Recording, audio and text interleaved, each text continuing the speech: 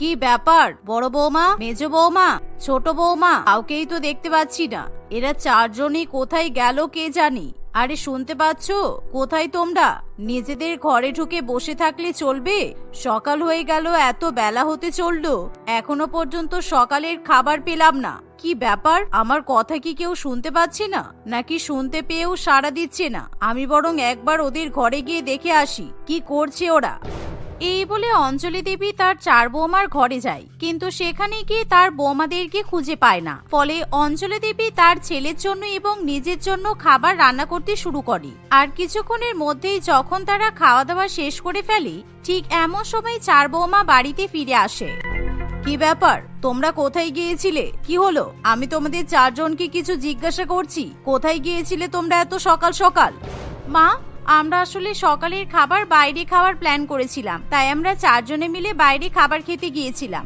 আপনারা তো বাইরের খাবার খান না, তাই জন্য আপনাদেরকে আর কিছু বলার প্রয়োজন মনে করলাম না। মা, আপনাদের নিশ্চয়ই খাওয়া হয়ে গেছে তাই তো? ঠিক আছে, এবার যা কাজ আছে আমরা করে দিচ্ছি। দয়া করে আমাদেরকে আর খাবার খাওয়া নিয়ে কথা শোনাবেন না। সত্যি বলতে আজকে বাইরের খাবার খেয়ে খুব ভালো লাগলো, আর আজকে কিন্তু আমরা দুপুরেও বাইরের খাবার খাবো বলে দিলাম। দেখেছিস কমলেশ, প্রীতম, তোদের বউয়েরা নিজেদের কথাতেই রাজা, আমার কথা একবারের জন্য শোনে না। বাইরের খাবার খাওয়া তো মোটেই ভালো নয়, কিন্তু এরা প্রত্যেকদিন বাইরে থেকে খাবার খেয়ে বাড়িতে ঢোকে। আর এই যে তোমরা কি ছাইপাশ খেয়ে এসেছো শুনি? আরে মা, আপনি কি যে বলেন না, আমরা আবার ছাইপাশ খেতে যাব কেন? টাকা পয়সা দিয়ে কেউ কি আবার ছাইপাশ খায়? আসলে আমরা ভাবলাম যে সকাল সকাল একটু গরম গরম পিৎজা, বার্গার, চিকেন পকোড়া খাবো, তাই চারজনে মিলে পেট ভরে নিজেদের পছন্দ মতো খাবার খেয়ে চলে এলাম। দেখেছিস, এদের কথা শোন, সকাল সকাল রাস্তার ধারে ফাস্টফুড খেয়ে চলে এলো। সকালবেলা বাড়ির খাবার খেলে কি এমন হতো শুনি? সবার জন্য বাড়িতে রুটি তরকারি রান্না হলো, তোমরাও তো রুটি তরকারি খেয়ে নিতে পারতে। সকালবেলা ঘুম থেকে উঠে কোথায় মর্নিং ওয়াক করবে, ভালো ভালো স্বাস্থ্যকর খাবার খেয়ে নিজেদের শরীর ফিট রাখবে তা নয়, তোমরা শুধু সবসময় জাঙ্ক ফুড খেতেই ব্যস্ত থাকো। এভাবে অঞ্জলি দেবী তার চার বৌমাকে কথা শোনাতে থাকে। মা, তুমি ঠিকই বলেছো। আর এই যে পল্লবী, তোমার সাহস কি করে হয় মায়ের মুখে মুখে কথা বলার? তুমি তো বেশ কথা বলতে শিখে গেছো দেখতে পাচ্ছি। কাজ কাম করলে তোমার শরীর অনেক ভালো থাকবে, তোমাকে আর বাইরে বাইরে রাস্তার মধ্যে হাঁটতে বেরোতে হবে না। তুমি বাড়ির কাজ কাম করো, দেখো তোমার শরীর ফিট থাকবে। আর তুমি তো বাইরের ফাস্ট ফুড খাও, আর বাইরের ফাস্ট ফুড খেয়ে যদি সারাদিন বাড়িতে বসে থাকো, তাহলে তোমার শরীর তো মোটা হবেই, তাই না? প্রীতমের কথা শুনে পল্লবীর খুবই খারাপ লাগে, তাই সে চুপচাপ সেখান থেকে চলে যায়। আর কিছুক্ষণের মধ্যে বাড়ির ছেলেরা যে যার মতো কাজে বেরিয়ে যায়। এভাবেই দেখতে দেখতে কিছুদিন কাটে, আর দিনের পর দিন বাড়ির চার বৌমার ফাস্টফুড পাগলামি যেন আরো বাড়তেই থাকে। এই পল্লবী, পূজা, চল আজকে আমরা আবার বাইরে থেকে খাবার খেয়ে আসি। বাড়িতে রান্না করা খাবার খেতে একদম ভালো লাগে না, আর কাউকে রান্না করে খাওয়াতে আরোই ইচ্ছা করে না। চল আজকে আমরা বাইরে থেকে রাতের ডিনারটা সেরে আসি। হ্যাঁ দিদি, তুমি ঠিকই বলেছো, আমারও তো সেটাই মনে হচ্ছে। বাইরের রেস্টুরেন্টে খাবার খেতে গেলে আমাদের কত সুন্দরভাবে খাবার পরিবেশন করে দেয়, আর যেটা দেখেই আমার খুব ভালো লাগে। আর বাইরে খাবার খেতে গেলে আমরা আবার ছবি টবি তুলে সোশ্যাল মিডিয়াতে আপলোড করতে পারি, আর আমাদের বন্ধু বান্ধবদেরকে দেখাতে পারি। হ্যাঁ হ্যাঁ, চল চল আজকে আমরা রেস্টুরেন্টে গিয়ে burger, pizza, momo, chowmein, sandwich, hot dog, kebab, fried chicken যা পাবো তাই খাবো। আর বাড়িতে ফেরার সময় কিন্তু দই ফুচকা আর টক ফুচকা খেয়ে আসতে হবে। দিদি, তুমি যা যা খাবারের নাম বললে আমার এখন থেকেই জিভে জল চলে এলো। ঠিক আছে চলো, আজকে আমরা চারজনে অনেক রকমের ফাস্টফুড খেয়ে আসবো। আর হ্যাঁ, আজকে কিন্তু বেশি করে টাকা নিয়ে যাব, তাহলে আমরা বেশি বেশি খাবার অর্ডার করতে পারবো। কারণ আমরা যে রেস্টুরেন্টে ফাস্টফুড খেতে যাই, ওখানে কিন্তু খাবারের অনেক দাম। এই ভেবে তারা চারজনে রেডি হয়ে রেস্টুরেন্টে ফাস্টফুড খেতে যাবে। এমন সময় তাদের শাশুড়ি মা অঞ্জলি দেবী বলে, কি ব্যাপার, রাত্রিবেলা আবার তোমরা কোথায় যাচ্ছ? আরে এই যে বড় বৌমা, আমার মনে হচ্ছে নিশ্চয়ই তুমি তোমার তিন যাকে একেবারে বিগড়ে ফেলেছো। তুমি তো ওদেরকে ভালো কিছু বোঝাবে, তা না করে তুমি ওদেরকে বিগড়ে দিচ্ছ। মা, দিদি কেন আমাদেরকে শুধু শুধু খারাপ মন্তব্য দিতে যাবে? আর তাছাড়া আজকে আমাদের বাইরে গিয়ে একটু আইসক্রিম খেতে ইচ্ছে করছে, সেই জন্য আমরা আইসক্রিম খেতে যাচ্ছি। হ্যাঁ মা, আসলে আজকে আমাদের চারজনেরই খুব আইসক্রিম খেতে ইচ্ছে করছে, তাই আমরা চারজনে একটু আইসক্রিম পার্লারে যাব। আমরা খুব তাড়াতাড়ি চলে আসবো। থাক থাক, তোমরা কি খেতে যাচ্ছ আমি খুব ভালো করেই জানি। আমি কি বুঝতে পারছি না যে তোমরা আমাকে মিথ্যা কথা বলছো? তোমরা ফাস্ট ফুড খেতেই বাইরে যাচ্ছ, তাহলে এসব মিথ্যা কথা বলে কি লাভ? তোমাদের এই মিথ্যা কথাতে আমার কিছু যায় আসে না, তোমরা যা পারো করো, কিন্তু হ্যাঁ, আমার 4 ছেলের জন্য কিন্তু ভাত তরকারি রান্না করে যাবে। আমি আর রান্না বান্না করতে পারছি না, প্রত্যেকদিন রান্নাঘরে দাঁড়িয়ে দাঁড়িয়ে রান্না করতে আমার খুব কষ্ট হয়। মা, খাবার রান্না করতে আপনার কষ্ট হয়? তাহলে খাবার খেতে বুঝি আপনার কষ্ট হয় না? আসলে আমি বলতে চাইছিলাম যে খাবারগুলো আপনি তো ঠিক গপ গপ করে খেয়ে নেন, তাহলে আপনার তো রান্না করার ক্ষেত্রে কোনো অসুবিধা হওয়ার কথা না। রান্না করতে গেলে আপনার এত অসুবিধা হয়? ঠিক আছে, আমাদের দেরি হয়ে যাচ্ছে, আমরা আসছি। আর হ্যাঁ, আপনি কিন্তু খাবারটা রান্না করে নেবেন, আমাদের কিন্তু বাড়িতে ফিরতে লেট হবে। কি? এই তো বললে তোমরা তাড়াতাড়ি বাড়িতে ফিরে আসবে, আবার এখন বলছো লেট হতে পারে? আমি সত্যি বুঝতে পারছি না তোমরা কেন বাইরে যাচ্ছ। বাইরে খাবার খেতে যাচ্ছ, খাবার খেয়ে তাড়াতাড়ি বাড়িতে ফিরে আসবে, আর এখন তোমরা ফাস্ট ফুড খাও আর যাই খাও, আমার কিছু যায় আসে না। যখন তোমাদের পেটে সমস্যা হবে তখন আমার কথা বুঝতে পারবে। এই বলে অঞ্জলি দেবী রান্নাঘরে চলে যায়, আর সে আবার নিজের জন্য এবং ছেলেদের জন্য রান্না বান্না করতে শুরু করে। এভাবেই বাড়ির 4 বৌমা কখনোই বাড়ির খাবার খেতে চায় না, তারা সব সময় বাইরের ফাস্টফুড খেতে পছন্দ করে। আর এখন তারা 4 বৌমা বাড়িতে রান্না বান্নাও করতে চায় না, তারা প্রত্যেকদিন 3 বেলা 4 বেলা করে বাইরে ফাস্টফুড খেতে চলে যায়। এভাবেই দেখতে দেখতে কিছুদিন কাটে। একদিন, মা, তোমার শরীর তো অসুস্থ, তোমাকে বিছানা থেকে উঠতে হবে না। এই যে বৌদি পল্লবী, তোমরা এদিকে এসো, আমি তোমাদের 4 বৌমাকেই ডাকছি। প্রীতমের কথা শুনে 4 বৌমা শাশুড়ি মায়ের রুমে গিয়ে হাজির হয়, আর তারা দেখে যে তাদের শাশুড়ি মা অঞ্জলি দেবী বিছানাতে শুয়ে আছে। তোমরা দেখতে পাচ্ছ এই বয়সে মায়ের খাটাখাটনি করে কি অবস্থা হয়েছে? তোমরা 4 বৌমা থাকে সত্ত্বেও আমার মায়ের এই অবস্থা হয়েছে। আমি জানি না তোমরা কেন আমার মায়ের সঙ্গে এতটা খারাপ ব্যবহার করো। শোনো, আজ থেকে কিন্তু তোমরা খাবার দাবার রান্না করবে, আর একবার যদি বাইরে যাওয়ার চেষ্টা করেছো বা বাইরের খাবার অর্ডার করার চেষ্টা করেছো, তাহলে আমার থেকে কিন্তু খারাপ কেউ হবে না বলে দিলাম। হ্যাঁ প্রীতম, তুই একদম ঠিকই বলেছিস। এই যে কবিতা, তুমি যেন তোমার 3 জায়ের মাথায় বাইরের খাবার খাওয়ার প্ল্যান যেন ঢুকিও না। আমি জানি সব প্ল্যান তোমারই হয়। আর আজকে মায়ের জন্য আর আমাদের জন্য খাবার রান্না করো, যাও। আর মা আজকে থেকে কোনোভাবেই রান্না বান্না করবে না, বুঝেছো? মায়ের যতদিন না শরীর ঠিক হচ্ছে ততদিন আমরা মাকে রান্নাঘরে যেতে দেবো না। মা, তুমি শুধু রেস্ট করবে, আর আমরা আজকে বাইরে থেকে খাবার খেয়ে নেবো, আর তোমরা 4 বউ মিলে মাকে সময় মতো খাবার দিয়ে দেবে। এই বলে 4 ভাই সেখান থেকে চলে যায়, যার ফলে 4 বৌমা একেবারে ফেঁসে যায়, কারণ তারা এখন বাইরে থেকে বেরোতে পারে না, আর নাইবা তারা বাইরে থেকে খাবার অর্ডার করতে পারে, যার ফলে তারা তাদের পছন্দ মতো ফাস্টফুড খাওয়ার জন্য নানান রকম প্ল্যান করতে শুরু করে দেয়। আর সেই সাথে এখন তাদেরকে বাড়িতে রান্না বান্নাও করতে হয়। কিরে, তোরা কিছু ভাবলি আমরা কিভাবে বাইরের খাবার খাবো?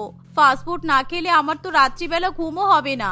আমি সব সময় ভাবতে থাকি যে ফাস্টফুড কখন খাবো, কিন্তু এখন যা সমস্যায় পড়লাম, এবার আমরা কিভাবে ফাস্টফুড খাবো বলতো? আমারও তো খুব চিন্তা হচ্ছে, আমিও তো অনেকক্ষণ থেকে ভেবেই যাচ্ছি যে আজকে কিভাবে ফাস্টফুড খাবো, কিন্তু এখনো পর্যন্ত কোনো প্ল্যানই তো মাথায় এলো না। আচ্ছা দিদি, শাশুড়ি মা তো ঘরে শুয়ে আছে, ওনার শরীর খারাপ, উনি উঠে আসতেও পারবে না, তাই আমরা যদি এখন বাইরে থেকে খাবার অর্ডার করি আর চুপি চুপি খাবারগুলো নিজেদের রুমে নিয়ে গিয়ে রেখে দিই, তাহলে তো কেউ জানতে পারবে না। হ্যাঁ, ঠিকই বলেছিস। ঠিক আছে, তাড়াতাড়ি ফোনটা নিয়ে আয় আর ভালো ভালো খাবার অর্ডার কর। আর আজকে কিন্তু পিৎজা, বার্গার, চাউমিন, রোল, তার সাথে পপকর্ন অর্ডার করবি। আজকে আমরা 4 বৌমা সিনেমা দেখবো আর আনন্দ করে খাবার খাবো। আর হ্যাঁ, ফ্রেঞ্চ ফ্রাই অর্ডার করতে ভুলিস না যেন। বড় জায়ের কথা শুনে পল্লবী তখনই খাবার অর্ডার করে দেয়, আর তাদের রান্না বান্না শেষ হতে না হতেই ডেলিভারি বয় তাদের খাবার দিয়ে চলে যায়। আর এমন সময় ছোট বৌমা খাবারগুলো লুকিয়ে লুকিয়ে নিজের ঘরে গিয়ে রেখে আসে, আর তারা তাদের শাশুড়ি মাকে বাড়িতে রান্না করা খাবার খাইয়ে নিজেদের ঘরে গিয়ে টিভি দেখতে শুরু করে দেয়। আর তারা মজা করে ফাস্টফুড খায়, আর সেই সাথে নিজেদের মধ্যে হাসি ঠাট্টা করে। কিন্তু অন্যদিকে অঞ্জলি দেবী এমন সময় প্রীতমকে ফোন করে বলে, হ্যালো প্রীতম, তুই কি জানিস 4 বৌমা বাইরে থেকে খাবার অর্ডার করে খাচ্ছে? আমি যে ওদের উপর লক্ষ্য রাখছি, ওরা কিন্তু সেটা বুঝতে পারছে না। আমাকে এখন এই নাটকটা চালিয়ে যেতে হবে। তোরা যখন আসবি আমি সব সত্যিটা বলে দেব, আর তখন ওরা এমনিতেই বুঝে যাবে যে আমি শরীর অসুস্থ হওয়ার নাটক করছিলাম। এছাড়া আমাদের কাছে আর কোনো উপায় নেই, কারণ যে করেই হোক 4 বৌমার এরকম বাইরের ফাস্টফুড খাওয়ার অভ্যাসটা ছাড়াতেই হবে। আচ্ছা ঠিক আছে, তুমি চিন্তা করো না, তুমি এখন নিজের রুমেই থাকো, আমরা যাচ্ছি 4 ভাই। তারপর ওদের 4 বউকে আমরা খুব ভালো মতোই মজা বোঝাবো। আজকে এতদিন ধরে বুঝিয়েও তো কোনো লাভ হলো না, ওরা সেই ওদের কথা মতোই চলছে, আমাদের কোনো কথাই তো শুনলো না। আর আজকে আবারও বাইরে থেকে খাবার অর্ডার করেছে। ঠিক আছে, আমরা যাচ্ছি। এভাবে মায়ের কথা শুনে প্রীতম এবং তার 3 ভাই খুবই রেগে যায়। আর দেখতে দেখতে কিছুক্ষণের মধ্যেই 4 ভাই বাড়িতে ফিরে আসে। আর বাড়িতে এসে তারা দেখে যে 4 বৌমা টিভি দেখতে দেখতে নানান রকম ফাস্টফুড খেতে ব্যস্ত। আর এমন সময় পল্লবী যখন তাদেরকে দেখতে পায় তখনই সে রিমোট নিয়ে তাড়াতাড়ি করে টিভিটা বন্ধ করে দেয়। এই এত সুন্দর সিন হচ্ছিল, তুই টিভিটা বন্ধ করলি কেন? এবার কিন্তু আমার খুব রাগ হচ্ছে। শুধু শুধু টিভিটা বন্ধ করার কি দরকার ছিল? তাড়াতাড়ি টিভিটা অন কর। এই পপকর্ন গুলো খেতে খুব ভালো লাগছে, আর পপকর্ন দেখতে দেখতে সিনেমা দেখার মজাই আলাদা। আচ্ছা তাই নাকি? তাহলে কি আরো কিছু পপকর্ন অর্ডার করে দেবো নাকি? তাহলে আমরা 4 ভাই তোমাদের সাথে বসে পড়বো মুভি দেখতে। কমলেশের কথা শুনতে পেয়ে কবিতা তাড়াতাড়ি করে উঠে দাঁড়িয়ে পড়ে। আর এমন সময় 4 বৌমা ভয়ে একেবারে জড়সড় হয়ে যায়, কারণ তারা তাদের স্বামীদের কাছ থেকে প্রচন্ড পরিমাণে কথা শোনে, যার ফলে 4 বৌমা নিজেদের ভুলের জন্য খুবই লজ্জিত হয়ে পড়ে। আমরা সত্যি বলছি, আমরা আর ফাস্টফুড খাওয়া নিয়ে পাগলামি করব না, আমাদেরকে ক্ষমা করে দাও। আর মা, আপনি যে এত ভালো নাটক করতে পারেন এটা তো আমাদের জানাই ছিল না। আমরা যদি জানতাম যে আপনি একদম ঠিক আছেন তাহলে আমরা সত্যি বাইরে থেকে খাবার অর্ডার করতাম না। তোমাদের জন্যই তো আমাকে নাটকটা করতে হলো। তোমরা প্রত্যেকদিন বাইরে ফাস্টফুড খেতে চলে যাবে আর বাড়িতে আমাকে প্রত্যেকদিন ছেলেদের জন্য রান্না করতে হবে, তা তো হতে পারে না। এভাবে শাশুড়ি মায়ের কথা শুনি 4 বৌমা সবার কাছে ক্ষমা চেয়ে নেয়। আর সেই দিনের পর থেকে 4 বৌমা কখনোই ফাস্টফুড খাওয়ার জন্য পাগলামি করে না। তারা ধীরে ধীরে বাড়িতেই রান্না করা সাধারণ খাবার খেয়ে জীবনযাপন করতে শুরু করে। তোমরা এরকম ভাবে লোক ঠকিও না, নির্লজ্জতার একটা সীমা আছে। তুমি আমার মা হও, তাই কখনো ছোট থেকে তোমাকে এরকম ভুল কাজ করতে দেখলেও জোর গলায় কিচ্ছু বলতে পারিনি। তবে আমার স্ত্রীকেও যখন তুমি এই পথে নামিয়েছো তখন তো আমাকে বলতেই হবে। নাটক করিস না তো, এসব না করলে তোকে এত ভালো স্কুল কলেজে পড়াতে পারতাম। আর একটা কথা সবসময় মনে রাখবি, লজ্জা, ঘৃণা, ভয় 3 থাকতে নয়। তার মানে এতদিন যদি আমি লোকে আমাকে নির্লজ্জ বলবে এই ভেবে ঘরের কোণে বসে থাকতাম, তাহলে তো জীবনটার কি হতো ভাবতে পারছিস? মা, এই রুটিগুলো লোকজনে খায়, ওরা আমাদের কাছে রুটি কিনতে আসে, ওরা আমাদের উপর ভরসা করে বলেই তবে তো কিনতে আসে, আর তুমি ওদের বিশ্বাসের এই দাম দিচ্ছ? কেন অযথা মাকে বকাবকি করছো প্রীতম? মা কি এমন ভুল করেছে? আমাদের দোকানে তো এত লোক রুটি কিনতে আসে, আমরা প্রায় সবাইকেই তাদের সামনে রুটি বানিয়ে দিই। কিন্তু যারা অগ্রিম 30-40টা রুটির অর্ডার দিয়ে যায় তারা তো দাঁড়িয়ে থেকে দেখতে আসে না আমরা কিভাবে রুটিগুলো বানাচ্ছি। তাহলে আমাদের ধরা পড়ে যাওয়ার ভয় কোথায়?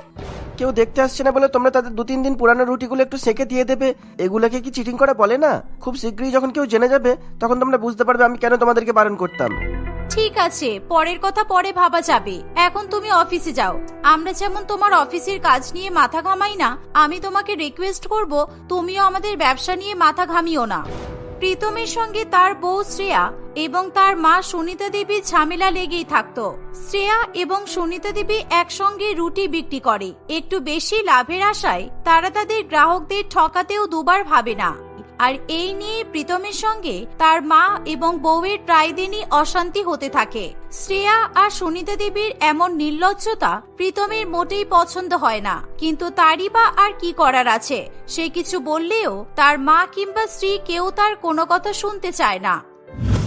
এভাবেই দিন কাটতে থাকে।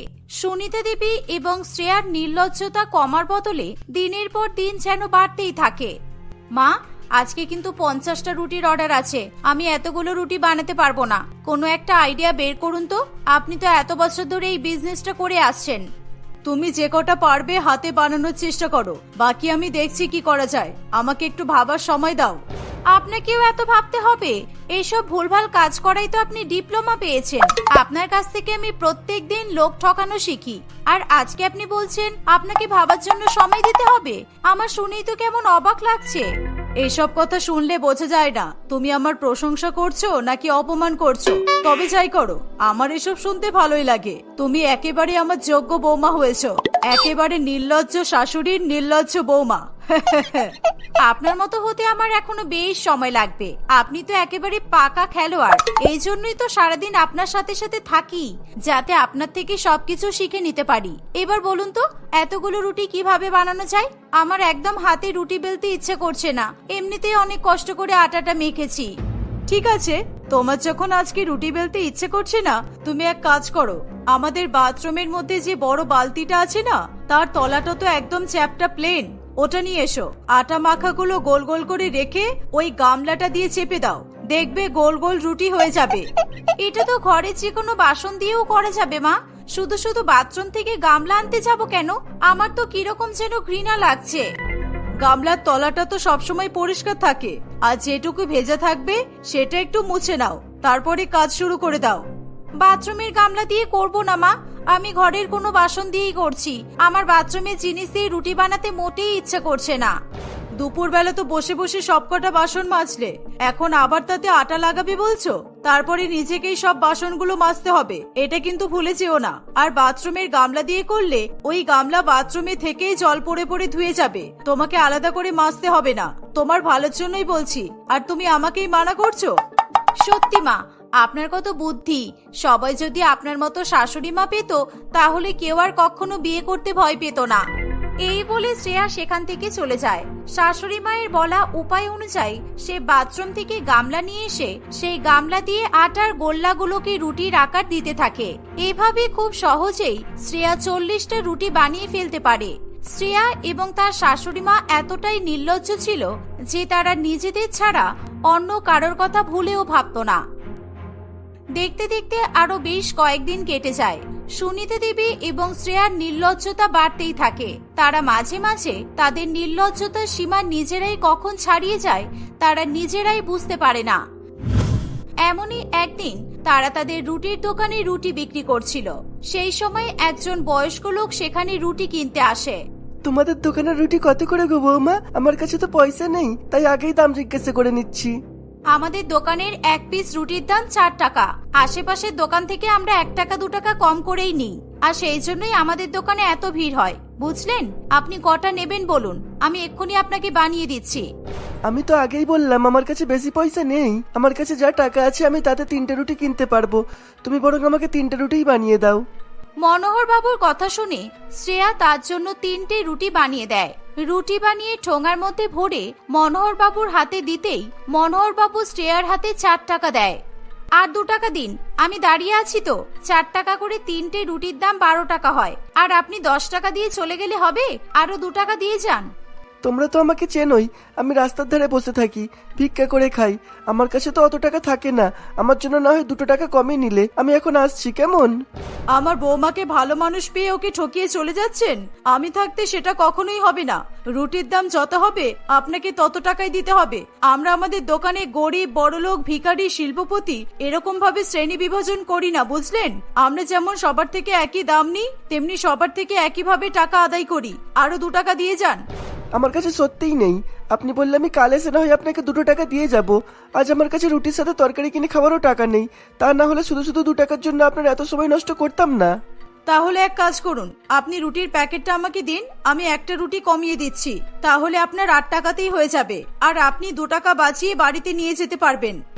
এই বলে সুনীতা দেবী নির্লজ্জের মতো মনোহর বাবুর হাত থেকে রুটির প্যাকেটটা নিয়ে নেয় এবং সেখান থেকে একটা রুটি কমিয়ে দেয়। সে 2টো রুটির দাম নিয়ে আবার 2 টাকা মনোহর বাবুকে ফেরত দিয়ে দেয়। তাদের এরকম কাণ্ড কারখানা দেখে তাদের দোকানে আসা অন্যান্য লোকজনও অবাক হয়। সবাই জানতো যে সুনীতা দেবী এবং তার বৌমা দুজনেই অত্যন্ত নির্লজ্জ, কিন্তু তারা যে একজন গরিব ভিখারিকেও ছাড়বে না এটা তারা স্বপ্নেও ভাবতে পারেনি। ছি ছি, তোমরা মোটেই এটা ভালো করলে না। বেচারা গরিব মানুষ, ও তো বললো কালকে এসে 2 টাকা দিয়ে দেবে, তাও তোমরা ওর সাথে এমন করলে। আপনার যখন এতই দরদ, আপনি কেন ওর হয়ে আমাদেরকে 2 টাকা দিলেন না? নিজের বেলায় আটিশুটি, পরের বেলায় চিমটি কাটি। রুটি নিতে এসেছেন, চুপচাপ রুটি নিয়ে চলে যান। আমরা কেন দিতে যাব ওনার টাকা? তোমাদের দোকানে জিনিস নিতে এসেছে, তোমরাই দিতে পারতে। কত দোকানে তো কত লোক কত রকমের ডিসকাউন্ট দেয়। তোমার কি ডিসকাউন্ট চাই? তাহলে তুমি যে 4টে রুটির অর্ডার দিয়েছো সেটার জন্য তোমার 16 টাকা দেওয়ার কথা, তুমি বরং 15 টাকা দিও। তুমি আমার কাছ থেকে 1 টাকা কম নিতে পারবে, অথচ এই গরিব মানুষটাকে 2 টাকা কম দিতে পারলে না। এগুলো খুব খারাপ, জানো তো? আমি তোমার থেকে এমনি এমনি 1 টাকা কম নেব না। তুমি যে 4টে রুটি নিয়েছো তার মধ্যে থেকে একটা রুটি থেকে একটুখানি ছিঁড়ে রেখে দেব। তোমার যেমন ডিসকাউন্ট দরকার তেমন আমাদেরও তো ডিসকাউন্ট দরকার, তাই না? এই না হলে আমার বৌমা একেবারে আমার যোগ্য উত্তরাধিকারী। সাব্বাস বৌমা, ঠিক উত্তর দিয়েছো একদম। বাবা রে, কি নির্লজ্জ শাশুড়ি বৌমা! এতদিন তোমাদের দোকান থেকে রুটি নেই, তাও তোমরা আমার সাথে এরকম ব্যবহার করলে। আজকে 4টি রুটি দিয়ে দাও, আর কাল থেকে তোমাদের দোকানে আসবো না। কমলা দেবীর কথা শুনে সুনীতা দেবী আর শ্রেয়া তাকে নিয়ে আরো মজা করতে থাকে। এভাবে দোকান ভর্তি লোকের সামনে আমাকে অপমান করলো, তাই তো? এর শোধ আমি তুলবই। তোমরা এই নির্লজ্জতা করে বারবার পার পেয়ে যাবে, এটা আর যাই হোক আমি মেনে নিতে পারবো না। মনে মনে নানান রকমের কথা ভাবতে ভাবতে কমলা দেবী 4টে রুটি নিয়ে সেখান থেকে চলে যায়। তারপর থেকে কমলা দেবী সুনিতা দেবী এবং শ্রেয়ার উপরে বেশ ভালো রকমের নজর রাখতে শুরু করে। তারা বাড়ির ভেতরে থাকলেও কমলা দেবী বাড়ির বাইরে থেকে নানান রকম উকিঝুঁকি মেরে সুনিতা দেবী ও শ্রেয়ার কীর্তিকলাপের উপর নজর রাখতে থাকে। আজ আবার 100খানা রুটির অর্ডার আছে। এতগুলো আটা মাখা চাই বলুন তো আপনি? আমার হাত ব্যথা হয়ে যাবে তো। আমি কিছুতেই পারবো না এতগুলো রুটি বানাতে। তাহলে তুমি অর্ডারটা নিয়েছিলে কেন? টাকা দেখে লোভ সামলাতে পারোনি নিশ্চয়ই। তুমিও দিন দিন যা নির্লজ্জ তৈরি হচ্ছ না বৌমা, কি আর বলবো। আপনি আমাকে আর নির্লজ্জ হওয়ার জ্ঞান দিতে আসবেন না। টাকাটা নিয়েও নিয়েছি, আর সেই টাকাটা আমার কাজেও লেগে গেছে। এবার আপনি বলুন 100টা রুটি আমি কিভাবে বানাবো? 100টা রুটি বানাতে যতটা আটা লাগবে ততটা আটা একটা গামলায় ঢেলে নিয়ে এসো, তারপর আমি বাকিটা বলে দিচ্ছি।